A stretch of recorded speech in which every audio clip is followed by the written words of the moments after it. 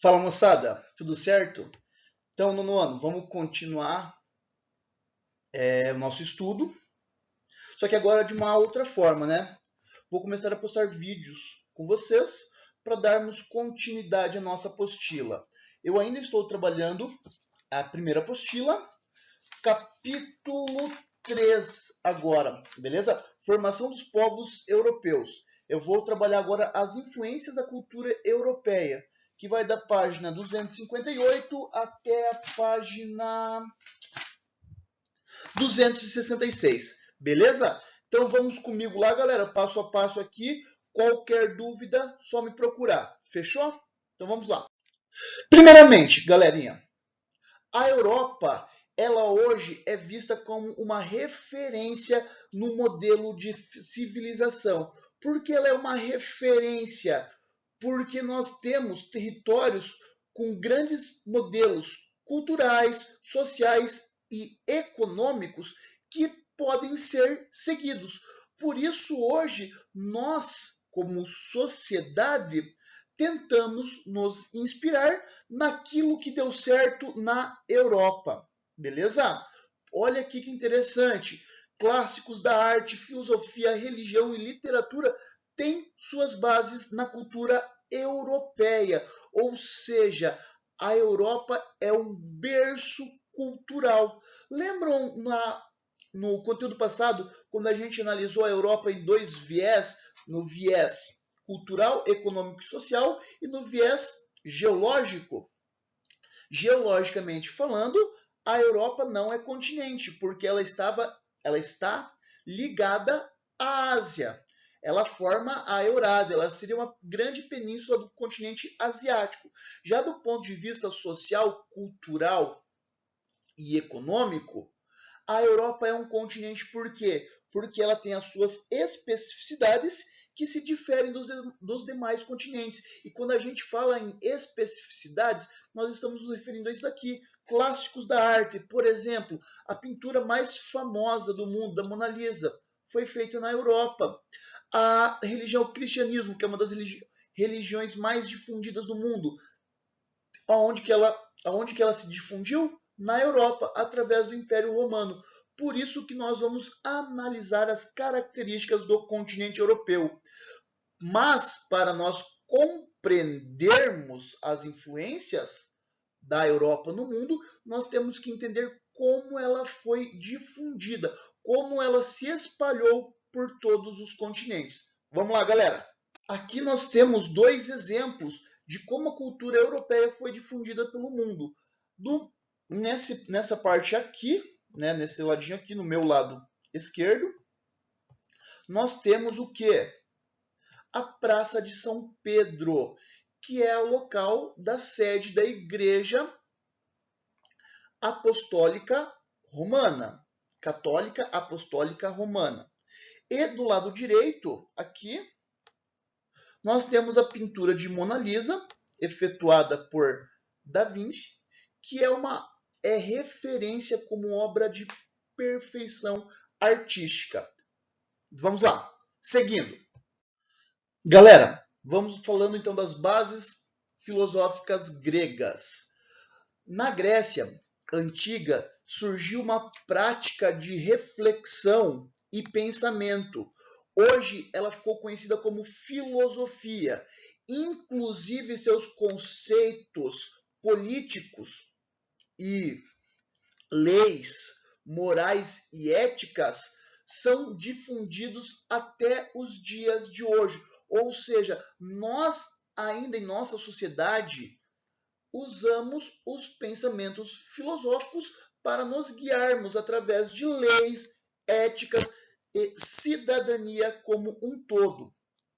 As leis morais e éticas, elas foram incorporadas aos modelos políticos e democráticos. Inclusive, ainda hoje,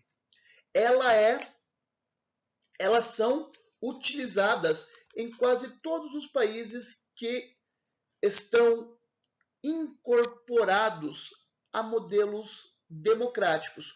Quais seriam as 5 principais bases filosóficas gregas? Democracia seria a primeira, representação, ética, voto e cidadania. Então, nós vamos falar dessas 5 leis morais e éticas que permeiam a base filosófica atual. Então, vamos lá. Gente, o que é democracia? São as decisões políticas.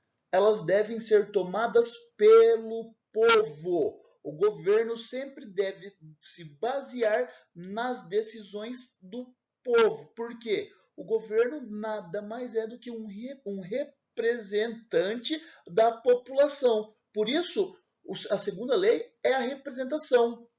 Existe a possibilidade de todas as pessoas de uma sociedade participarem ativamente das decisões de um Estado? Não, gente, não tem como. Nas ações políticas isso é impossível. Por isso a população escolhe seu representante e ele deve atuar em benefício do seu povo, tendo ética. O que é ética?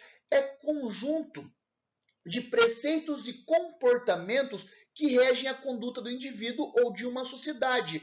Ética é ser justo, ser honesto, ou seja, os nossos representantes devem ser justos, atender aquilo que o povo necessita, devem ser honestos consigo mesmo e com sua população. Esses representantes são escolhidos através do quê? Através do voto. O que é o voto? É um meio de consulta popular, onde a população pode se expressar e colocar seu representante no poder. Beleza? As decisões políticas para se chegar a um representante do povo são feitas através da consulta popular, chamada de voto, eleições. E por último, a cidadania, que é o conjunto de direitos e deveres de um indivíduo ou de toda a população, beleza? Que permite a participação da sociedade nas tomadas de decisões políticas, beleza? Passando. Agora nós vamos falar um pouquinho sobre a influência do cristianismo, a difusão do cristianismo no mundo. Gente, primeiramente falando, a Europa foi responsável pela difusão do cristianismo no mundo. Muito disso está ligado ao quê? Ao Império Romano. Logo, subentende-se que o cristianismo surgiu na Europa, não é mesmo? Ficam atentos a essa informação. Apesar da Igreja Católica ter suas bases atuais na Europa, ela não surgiu na Europa. O cristianismo surgiu no Oriente Médio, juntamente com o judaísmo e o islamismo. Ou seja, o Oriente Médio é berço das 3 principais religiões monoteístas do mundo. Porém, entretanto, contudo, todavia, o Império Romano foi responsável pela sua difusão no mundo. Quando? A partir do momento que ele invade e toma para si partes do Oriente Médio. Beleza? Hoje, obviamente, o continente europeu cristianizou-se e é lá o seu, como que eu posso falar? A sua base.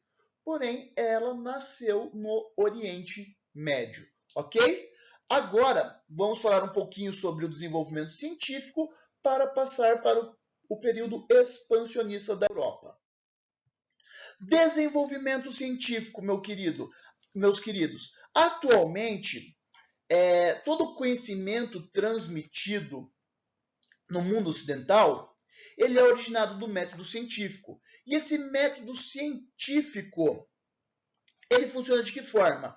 Observação, hipótese, comprovação, refutação e lei. Ou seja, a primeira parte dessa pesquisa consiste em observações, perguntas, hipóteses, até que você consiga provar essas hipóteses. A refutação vem com contraprovas, contra-argumentos, para ver se aquilo que você tinha comprovado estava correto, até tornar-se lei.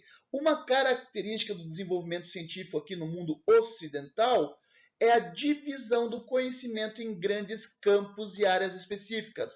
Vamos aqui citar um exemplo de vocês. ciência, matemática, história, geografia, etc. Beleza?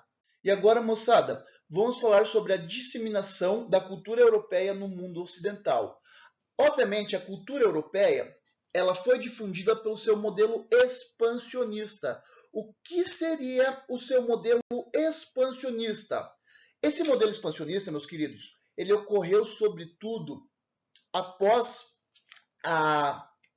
o período de descobertas ultramarinas, onde a Europa visava expandir seu território pelo continente americano, asiático, africano e, por último, na Oceania, tanto que ela é chamada de Novíssimo Mundo. Além da busca por continentes, os europeus traçavam rotas comerciais,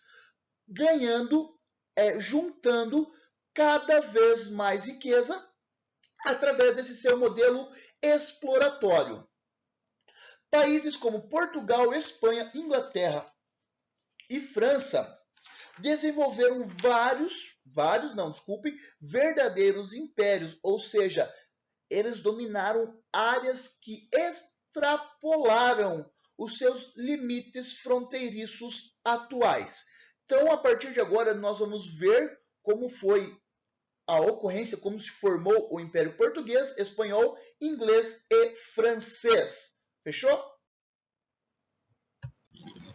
Galera, então, o Império Português se estendeu por todos os continentes do mundo, tendo mais de 600 anos de duração, iniciando-se ali em 1415 com o domínio da tomada de Ceuta e se encerrando em 1999 com a devolução de Macau para a China. A grande motivação, que eu posso dizer assim, a grande motivação do expansionismo português foi o quê? Foi o estabelecimento de rotas comerciais, galera. Beleza? Então, o principal motivo do domínio português era a busca por novas rotas de comércio e, consequentemente, aumentar a riqueza do seu território. A coroa portuguesa, tinha impérios, tinham territórios pequenos, como ilhas e tudo mais, como territórios imensamente grandes, como é o caso do Brasil, beleza? E a principal herança portuguesa para nós é a língua, beleza? O idioma, ok?